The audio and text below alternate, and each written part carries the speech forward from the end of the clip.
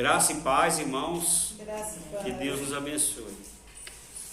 Vamos fazer a leitura em Mateus 22, de 15 a 22.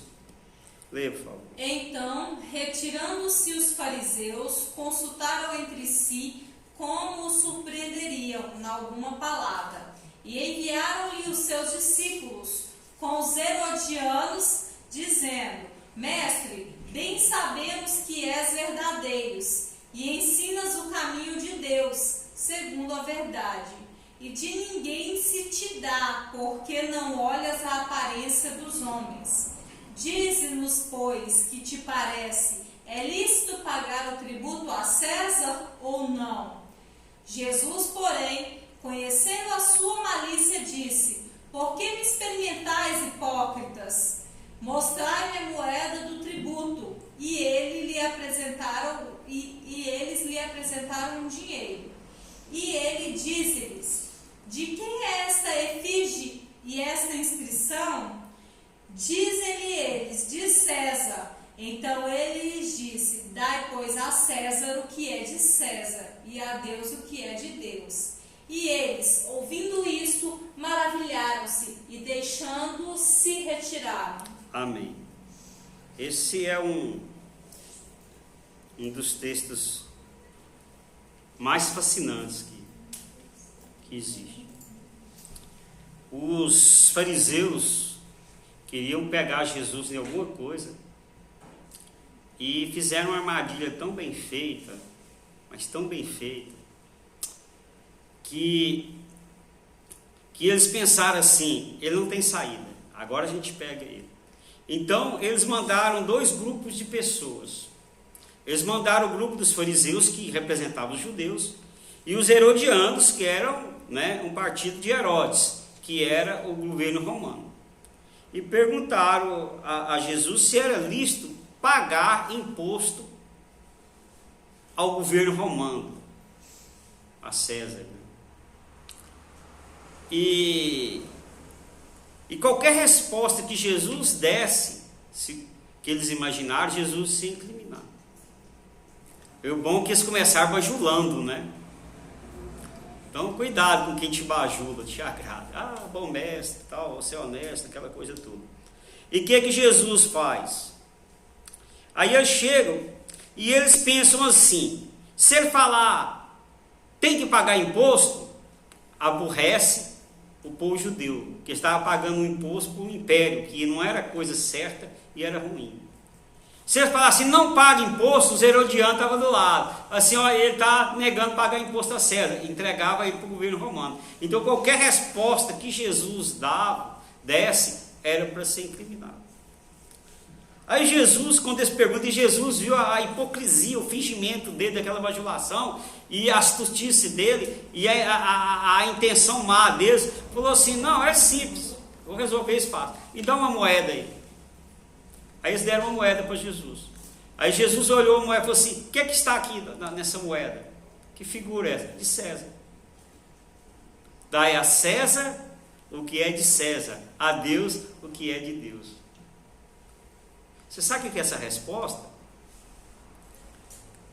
Essa resposta foi tão inteligente, mas tão inteligente, que vocês não querem imaginar. Quando ele diz assim: dai a César o que é de César, ele fala assim: paga o imposto. Vocês não estão sob o jugo de Roma? Respeite. Nós vamos ver que quem tentou quebrar isso,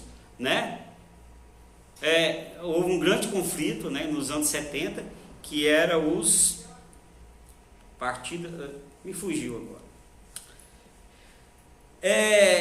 Então, e quando ele diz a Deus o que é de Deus, ele diz assim: agora ele está respondendo para o judeu.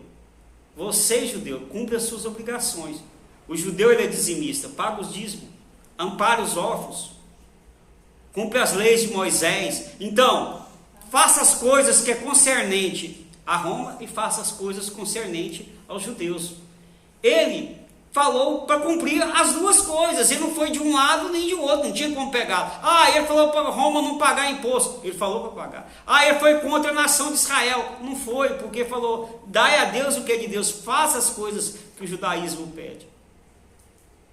né? E a gente sabe que a lei judaica é muito exigente. Então os herodianos e os discípulos fariseus ficaram admirados. Poxa, não foi dessa vez, né? Não foi dessa vez. Foi dessa vez que a gente conseguiu pegar e ficaram admirados.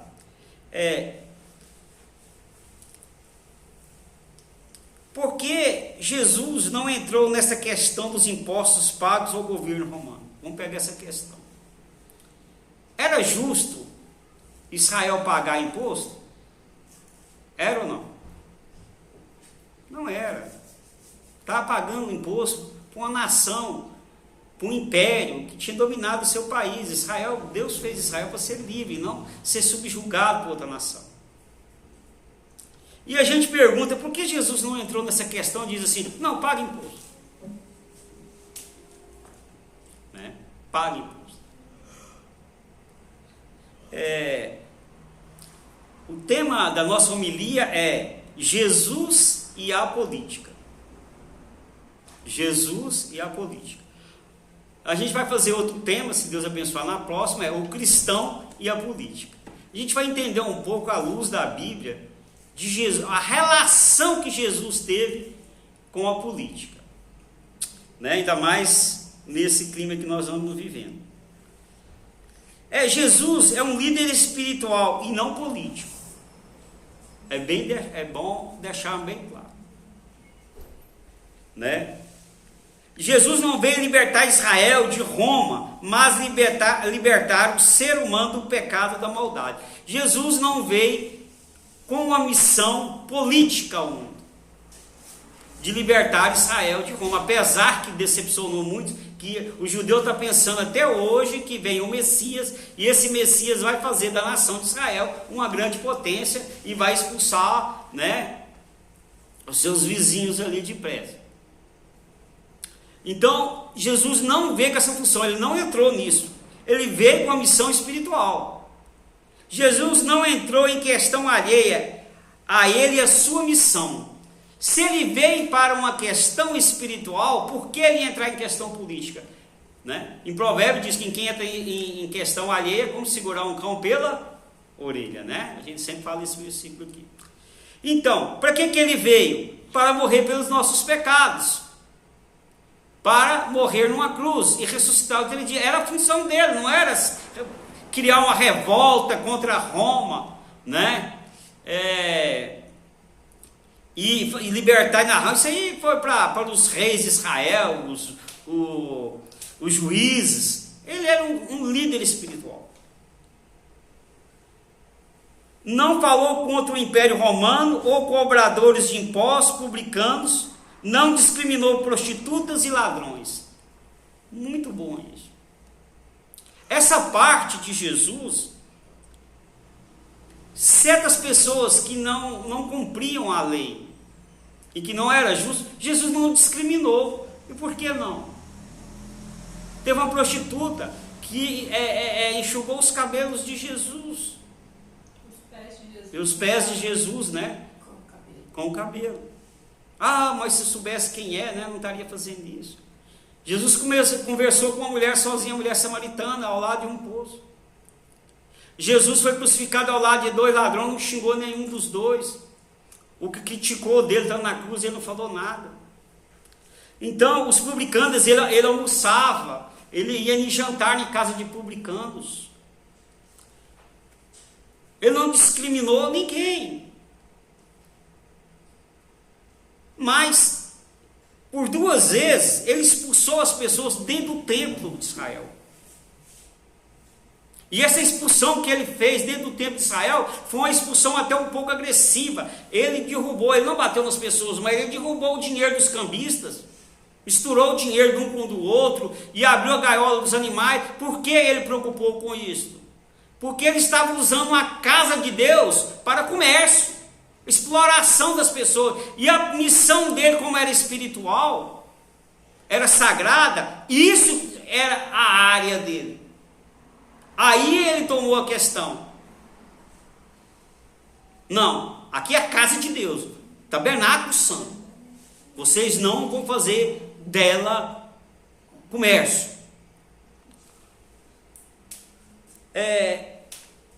chamou em outra ocasião os religiosos de fingidos e túmulos caiados, porque exploravam pessoas e eram vaidosos. Diziam amar a Deus, mas não amavam. Outra pessoa que ele agrediu, os religiosos da época. Porque Jesus não falou contra o Império Romano que explorava as pessoas lá. Porque era um domínio político. Mas aqueles que usavam o nome de Deus, que eram religiosos, que exploravam as pessoas, punham elas para carregar peso e não carregavam, que gostavam de receber homenagem, Jesus chamou túmulos caiados, fingido, sepulcro, né? Por dentro vocês são podres. Aí sim, esse Jesus agrediu, porque eles estavam no quê? Dentro do limite sagrado. Aí sim, porque Jesus é Deus.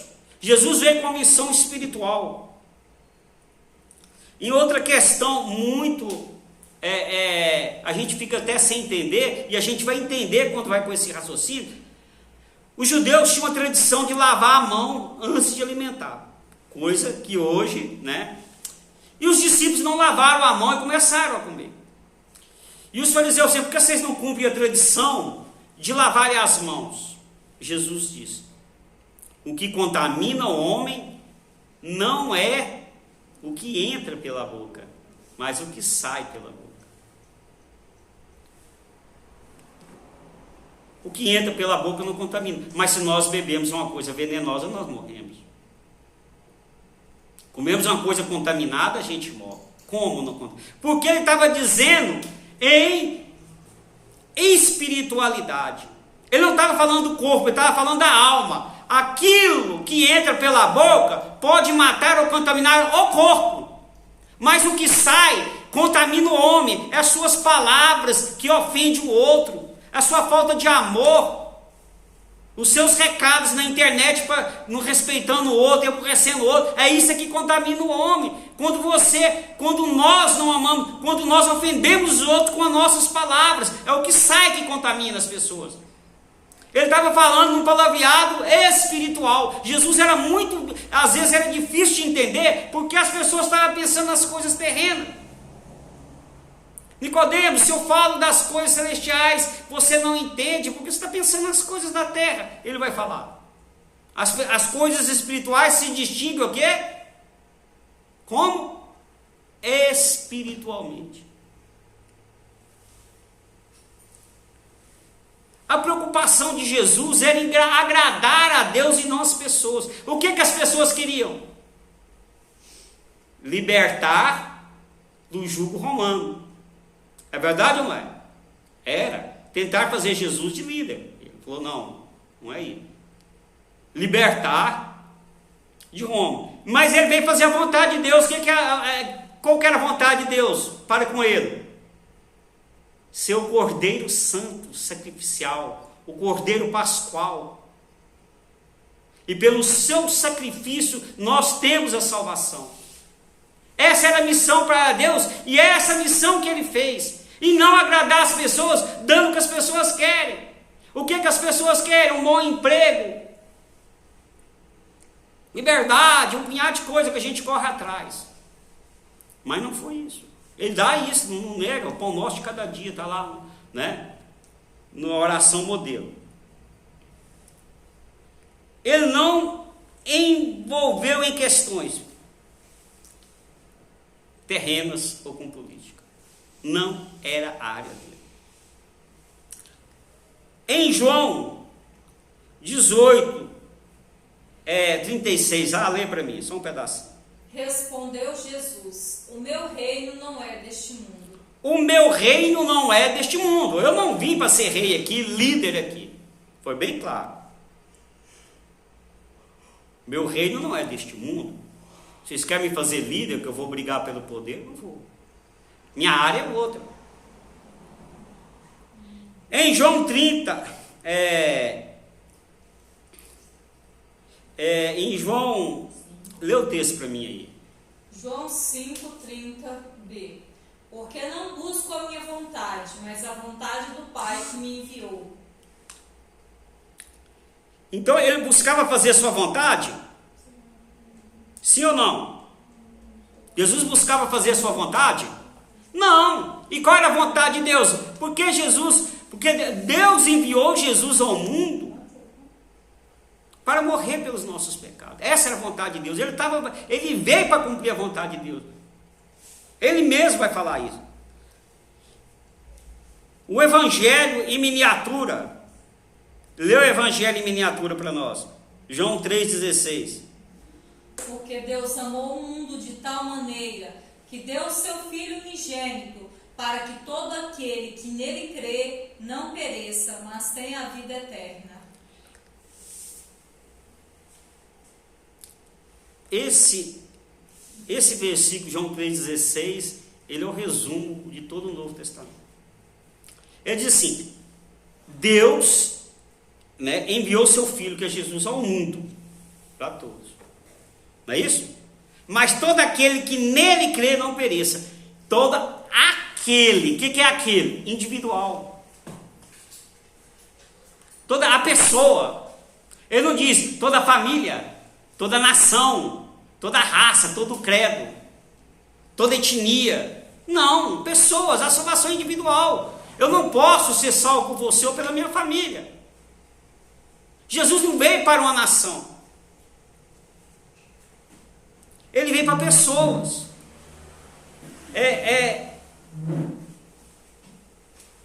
Jesus. Nós temos que entender o caráter de Jesus. Ele não entrou em questão política porque não era deste mundo. E nós perguntamos: o que os governos e políticos procuram? Da face da terra, não é Brasil não, do mundo. O que eles procuram? O poder. Eles procuram o poder. Eles torcem que o outro não dê certo para que ele assuma o poder. Isso aí é esquerda, direita, do jeito que você quiser. É um falando mal do outro. Eu fiz, o outro não fez. Eu sou bom, o outro é ruim. Isso é o mundo. Né? Mas Jesus não entrava nessa questão de poder, principalmente de Roma. O Império Romano foi o maior e o mais duradouro. Mas acabou. Como tiveram vários impérios. E todos acabaram. São passageiros, tudo passa. Eu não ia entrar em questões que depois, Jesus entrou na questão de Roma com Israel. Roma não domina mais nada. Ele estava perdendo seu tempo. E ele diz assim no Salmo 62:11: uma vez Deus falou, duas vezes eu ouvi que o poder pertence a Deus. Vamos falar junto: o poder pertence a Deus? O poder pertence a Deus, não a Roma. Eu não vou perder tempo com Roma, porque o dia de Deus falar assim: Roma, você não existe mais, ela vai deixar de existir. A gente vai entender bem o que é o plano de Deus quando a gente estuda Daniel, que tem aquela estátua lá e diz assim: cada pedaço dessa estátua é um império que vai ter e vai cair. Deus já está previndo os impérios que vão ter e como vai cair e o tempo que vai cair. Então ele está sob o controle de tudo. Ele não estava preocupado com isso. Ele estava preocupado com a pessoa, com nós, com você, com a sua vida. Ele não estava preocupando com a nação. Diz assim Salmo Romanos 1:20. Vou ler, só pegou. Pois desde a criação do mundo os atributos invisíveis de Deus, seu eterno poder e sua natureza. O seu eterno poder. Ele vai dizer. O poder de Deus é eterno. E da história, cada época tem um poder terreno. Ele muda. Cada época é um império, cada época é um partido que está... a gente pega a história do Brasil, era império, passou para a república, teve o governo militar, caiu, cada dia está um partido. Ele muda o governo.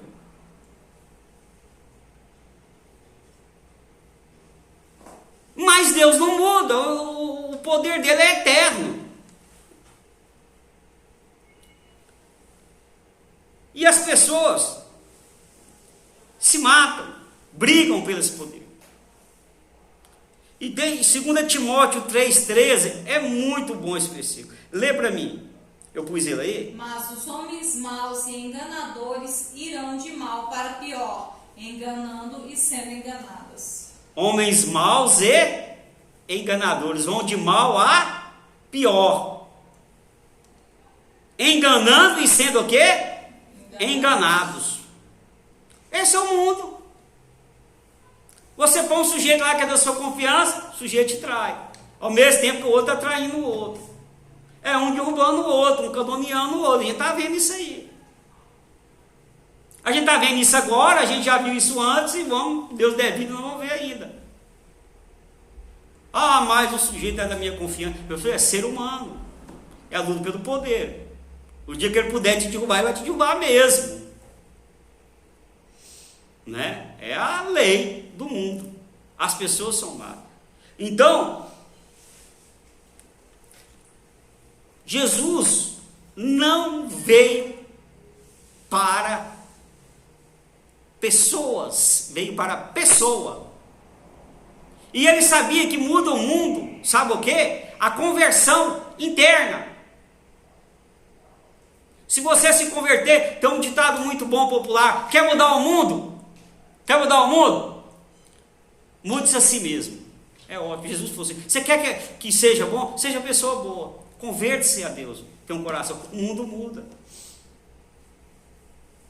Tem uma frase de um comentarista político, estudioso. Ele diz assim: eu não me iludo que no mundo haverá justiça. Porque a essência do ser humano ela não muda, que é o egoísmo. Se você tiver 2 carros, você não vai vender um carro para dar para o outro que não tem. Ninguém faz isso. Tem um, eu vou vender um, comprar um melhor, eu vou trocar. É verdade ou não é? Quanto mais poder, mais tiver o mundo, é assim. Os impérios, o que eles querem? Poder, hegemonia, fazem parte do mundo. Jesus não quis fazer parte disso. E para que Jesus veio então? Efésios 2, 13, 14 e 18. Ele vai falar exatamente por que ele veio. Sabe por quê? Porque a política, ela separa as pessoas. Concorda comigo ou não? A política separa as pessoas. Você é da esquerda, eu sou da direita, vamos discutir, ninguém vai chegar a conclusão nenhuma, nós somos inimigos. O futebol separa as pessoas. Une um lado, mas para o outro lado separa. Há pessoas que matam pelo time dele. O nacionalismo, que é uma outra doença, eu amo minha pátria, e põe bandeira e hino, e odeio a outra nação, separa as pessoas. O racismo separa as pessoas. A minha raça é tal, a sua é tal. Se puder, eu mato. O poder aquisitivo, o nosso grau de instrução, nosso poder econômico, tudo nos separa as pessoas. Exclui as pessoas. Jesus não quis entrar numa questão que exclui as pessoas, que separa as pessoas. Ele quis entrar numa questão que junte as pessoas. Por exemplo, você vai ler o 13, depois o 14 e o 15. Lê o 13 para mim. Mas agora, em Cristo Jesus, vocês que antes estavam longe, foram aproximados mediante o sangue de Cristo. Então quer dizer, vocês que estavam longe, separados, sendo partido da direita e sendo da esquerda, pelo sangue de Cristo vocês chamaram junto. Você é africano, você é europeu do olhinho azul, você é africano, da pelinha escura, junta. Vocês é uma nação só cristã pelo sangue de Jesus. Jesus juntou e não separou. Ah, você é rico, ah, você é pobre, você é culto, você não é. Jesus juntou. Pelo sangue de Jesus. Nós somos uma família cristã e nós somos iguais. Não há diferença. Lê o 14. Pois ele é a nossa paz, o qual de ambos fez um e destruiu a barreira, o muro da inimizade. Então, Jesus é a nossa paz. Vamos falar junto? Jesus é a nossa paz. Como nós dizemos que temos Jesus e não anunciamos a paz, e anunciamos a guerra, e a separação, está errado. Esse não é o discurso de Jesus. E ele diz assim: o qual ambos fez um e destruiu a barreira. De ambos, de muitos separados, ele fez um povo só. E fez o quê? E destruiu a barreira, o muro da inimizade. Ele descobriu a barreira. Qual é a barreira que me separa eu de você, você de mim e nós de entre nós? Qual é a barreira? Jesus veio para destruir essa barreira. Está aqui em Efésios 2. Abre lá e lê. Aliás, o povo está esquecendo da Bíblia